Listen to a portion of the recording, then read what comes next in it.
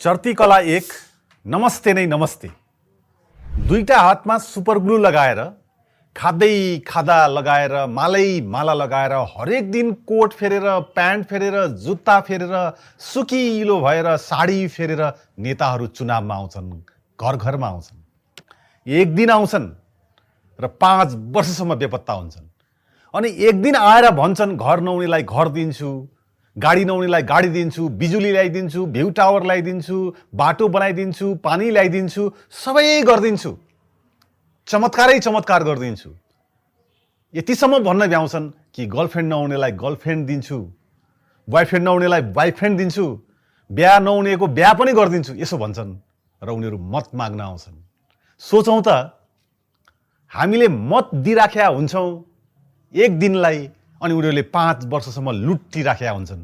यसको मतलब हामीले मतपत्र दिएका रहेछौँ कि देश लुट्ने अनुमति पत्र दिएका रहेछौँ। मेरो विचारमा आजसम्म भएको चुनावमा जनताले अथवा मतदाताले मतपत्र दिएको होइन, देश लुट्न, जनताको रगत र पसिना लुट्ने अनुमति पत्र दिएको।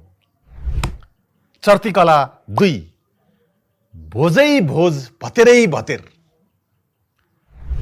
सोचौँ त, 20-30 वटा बाइक हरेक दिन लगाउँछन् उनीहरूले। सोचौँ त, 8-10 वटा गाडी हरेक दिन चलाउँछन् उनीहरूले 2-3 महिनासम्म चुनावभरि। कसैले त 20-40 वटा गाडीसम्म लगाउँछन्, कसैले त 100 वटासम्म गाडी लगाउँछन्। जिन्दगीमा नेपाली जनतालाई आफ्नो बच्चा बच्चीको एउटा बिहा, एउटा जीवनमा एउटा बिहेको भोज गर्न गाह्रो हुन्छ, तर उनीहरूले हरेक दिन 100 देखि 200 जना कार्यकर्ताहरू या मान्छेहरूलाई बटुलेर भोज गरिराखेका हुन्छन्, महिनौसम्म भोज गरिराखेका हुन्छन्। चुनाव यस्तो हुन्छ कि चुनाव भनेको भोजै भोज जस्तो, भतेरै भतेर जस्तो हुन्छ। त्यति मात्र हुँदैन, चुनावमा साँझ परेपछि हरेक दिन बियर र रमको बाजाबाज हुन्छ।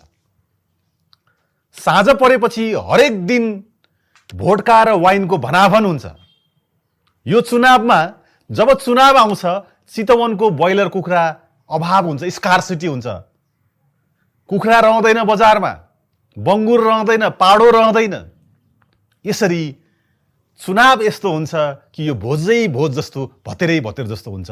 सोचौँ एकचोटि, यत्रो महिनौसम्म यसरी भोजै